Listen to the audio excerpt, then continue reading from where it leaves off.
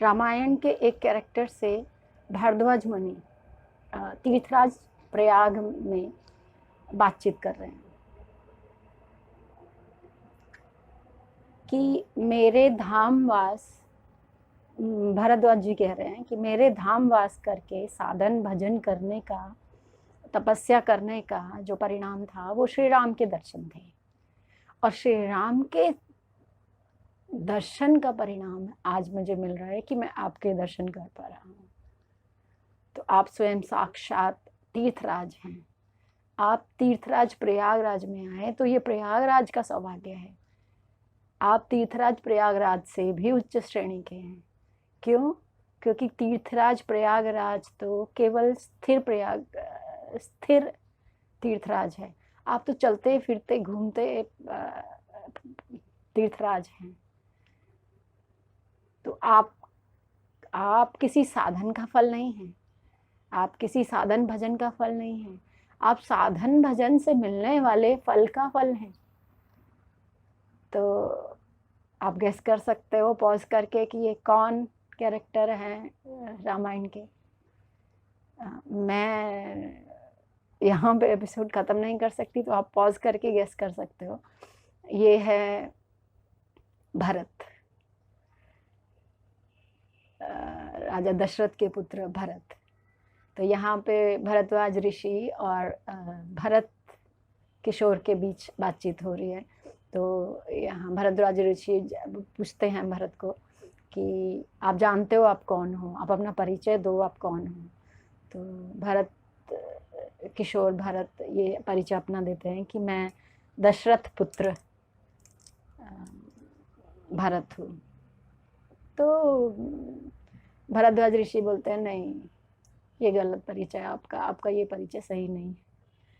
तो भरत रिग्रेट करते हुए कहते हैं हाँ, मेरा ये परिचय हो ही नहीं सकता, क्योंकि मैं उस दशरथ का पुत्र हो ही नहीं सकता जिसने राम के बिछोह में तृण व्रत अपना शरीर त्याग दिया, उसी पल जिस पल राम ने उनको त्याग दिया।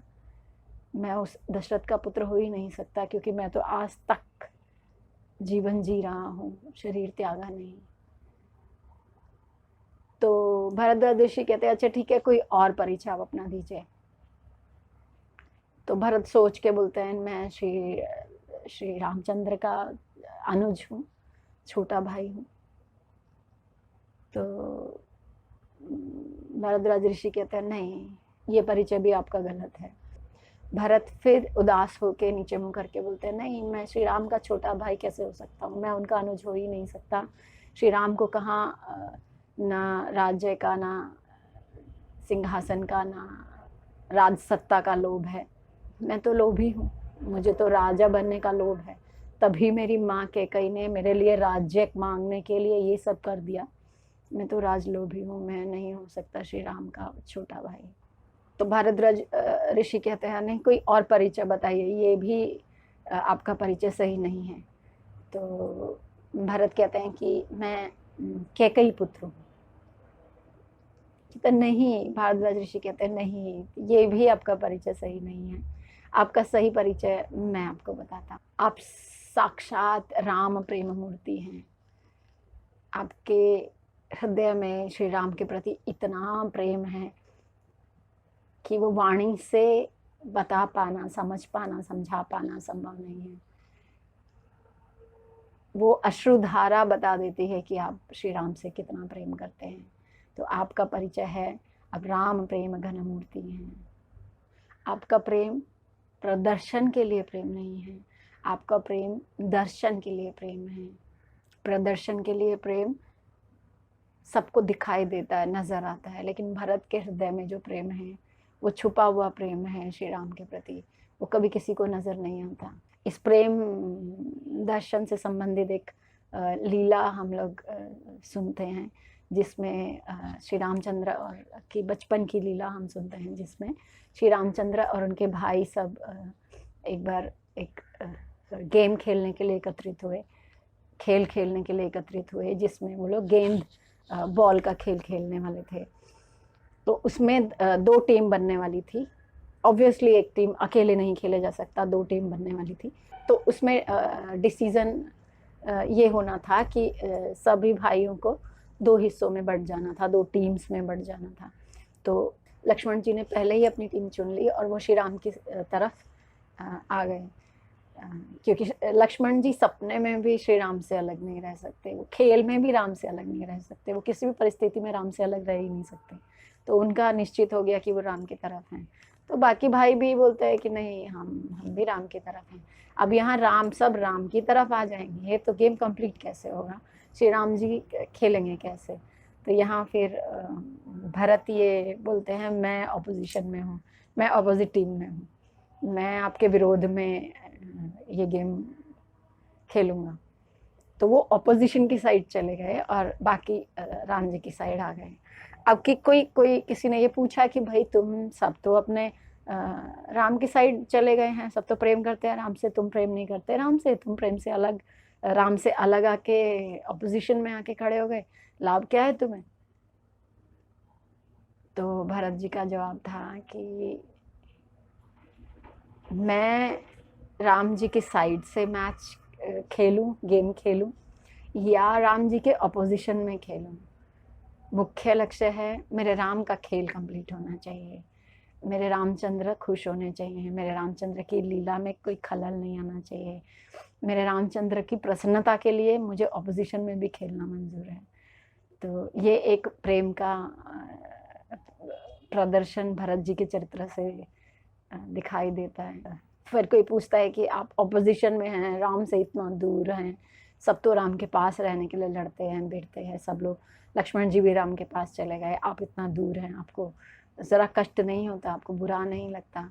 तो भरत जी बोलते हैं कि जो राम के पक्ष में हैं वो मुझे देख रहे हैं, उनको मेरा दर्शन हो रहा है, जबकि मैं जो विपक्ष में खड़ा हूँ मुझे श्री राम का दर्शन हो रहा है, और मुख्य लक्ष्य तो श्री राम का दर्शन है हर घड़ी।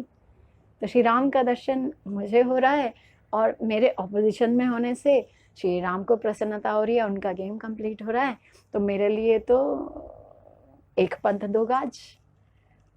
तो ये भरत जी का गूढ़ राम प्रेम हम इस छोटी सी लीला में देखते हैं। उसके अलावा भी हम पूरी रामायण में दर्शन करते हैं कि भरत जी का छुपा हुआ प्रेम हमें दिखाई देता है, जबकि हम देखते हैं कि लक्ष्मण जी हर जगह साथ रहना, उनकी सेवा करना, उनको 14 वर्ष उनके साथ वनवास में भी रहना, या कहीं किसी भी परिस्थिति में, हर हाल में, इवन हम देखते हैं जब सीता महारानी को कुटीर में छोड़ के श्री राम जी हिरण शिकार करने गए थे, तो वहाँ भी सीता जी को छोड़ के राम जी के साथ चले जाने पर ही वो हादसा हुआ। तो लक्ष्मण जी राम जी के साथ हमेशा पाए जाते हैं। और जबकि हम यहाँ पे भरत जी को देखेंगे तो भरत जी राम जी से दूर रह के भी वो प्रगाढ़ प्रेम में श्री राम के डूबे रहते हैं। यहाँ जब उनको ये पता लगता है कि श्री रामचंद्र जी नंगे पाँव इन रास्तों पे चल के वनवास गए हैं, तो वो भी नंगे पाँव चलते हैं राम जी से मिलने, जब वो पहली बार जाने लगे थे, या राम जी को मनाने जब वो जाने लगे थे कि मैं वापस ले आऊँगा अपने भ्राता को। तो जब उन्होंने देखा कि कैसे रास्तों से चल के वो नंगे पाँव वन में पहुँचे होंगे, तो वो भी उन्होंने भी अपने फुटवेयर्स हटा दिए। अच्छा, फिर जब उनको इन्फॉर्मेशन हुई कि वो पैदल गए हैं, तो उन्होंने भी किसी वाहन का इस्तेमाल नहीं किया। बाकी सब वाहन पे जा रहे थे, उनकी माताएं, बाकी सैनिक गण या राज्य के लोग, लेकिन भरत जी पैदल जा रहे थे क्योंकि उनको राम जी के पैदल चलने का रियलाइजेशन हो रहा था। तो वो प्रेम था, प्रगाढ़ प्रेम, जिसके वश में आके भरत जी कभी कोई सुख सुविधाएं नहीं ले पाए। हालांकि वो राम जी के आज्ञा पे, राम जी के पादुका के साथ राज्य संभाल रहे थे, है ना, सिंहराज सिंहासन पे राम जी की पादुका रख के राज्य, पूरा राजभार संभाल रहे थे, तो भी राम जी की तरह वनवास कर रहे थे ना, अपने राज्य के बाहर वो वनवास कर रहे थे। तो प्रगाढ़ प्रेम ही ये करा सकता है। जौ उबाल के उसका पानी पिया करते थे, इतना तप भरत जी ने किया श्री रामचंद्र के वियोग में। यहाँ राम जी के साथ लक्ष्मण और सीता माँ भी हैं, जो साथ में ही हैं वनवास में, और प्रेम उनका भी कम नहीं है, ठीक है। लेकिन यहाँ जो वियोग में प्रेम भरत जी कर रहे हैं वो हमारे लिए शिक्षाप्रद है। हालांकि भगवान यहाँ पे उपस्थित है, नाम रूप में, विग्रह रूप में, धाम रूप में, लेकिन फिर भी हमारी चर्म चक्षुओं को उनका दर्शन नहीं होता है। तो वो भरत जी का एग्जाम्पल एक ऐसा स्ट्रॉन्ग एग्जाम्पल है जिससे ये हम वियोग में प्रेम को कैसे परिपूर्ण रूप से ले पाए, जी पाए, वो एक उदाहरण भरत जी के जीवन से मिलता है। भरत जी के एग्जाम्पल से ये सीखने को मिलता है कि अगर आपके परम पूजनीय देव आपके साथ नहीं भी हैं, आपके पास नहीं हैं, तो वियोग में भी प्रेम उतना ही प्रगाढ़ होता है। इनफैक्ट हम गोपी भाव देखते हैं कि वियोग में प्रेम अधिक प्रगाढ़ होता है, वियोग में अधिक प्रेम की पराकाष्ठा हमें दिखाई देती है। इनफैक्ट कई जगह पे हम ये भक्तों की प्रार्थनाएं भी देखते हैं ना कि हे श्याम सुंदर, अगर आप से मिलन के बाद मेरी आंखों से अश्रुधारा बंद हो जाए तो आप मत मिलो मुझे, क्योंकि मुझे आपके प्रेम में रोना है, मुझे तो आपके प्रेम में आंसू बहाने हैं। और हम कई जगह पे हम राधा रानी को भी देखते हैं कि राधा रानी श्री श्याम सुंदर के साथ बैठी हैं तो भी वियोग के आंसू बहा रही हैं, सिर्फ ये सोच के कि अभी थोड़ी देर में श्री कृष्ण चले जाएंगे, तो वो विरह का दुख उन्हें यहाँ साथ बैठ के भी वो उसको एंजॉय कर रही हैं। तो ये लव इन डिस्टेंस ये अपने आप में एक बहुत बड़ा उदाहरण है आपके भक्ति पथ पे आपको स्टेबल रखने के लिए। तो अगर आप को लगता है कि कई बार कभी भी लगता है कि किसके लिए कर रहे हैं भक्ति, कौन है, हमको तो कभी रेसिप्रोकेशन मिलता ही नहीं, तो रेसिप्रोकेशन रिसीव करने की योग्यता हमारे अंदर होनी चाहिए। अगर हम रिसीवेबल हो गए तो रेसिप्रोकेशन होगा। आप भरोसा रखिए, आप विश्वास रखिए, एक दिन में नहीं होगा, एक दिन ज़रूर होगा। आप भरोसा रख के चलते जाइए और भरत महाराज से ये शिक्षा लीजिए कि प्रेम हम वियोग में भी उसी लेवल पे कर सकते हैं, इनफैक्ट ज़्यादा कर सकते हैं, ज़्यादा रो सकते हैं।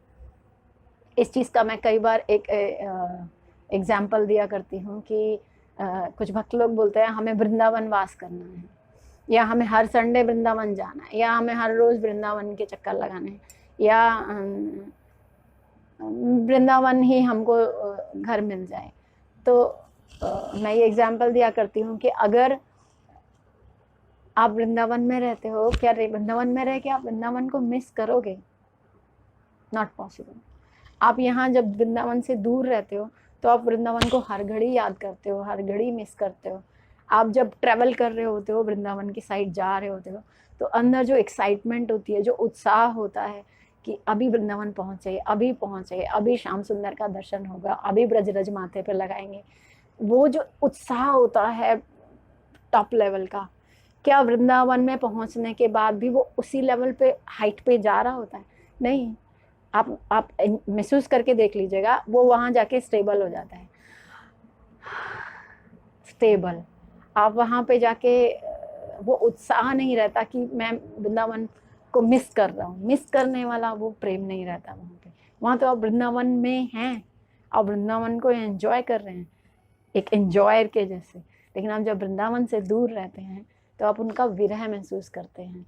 अब वो विरह आपको हर पल वृंदावन में वास दिला रहा है। ये मत सोचिए आप फिजिकली वहाँ नहीं हैं तो आपको वृंदावन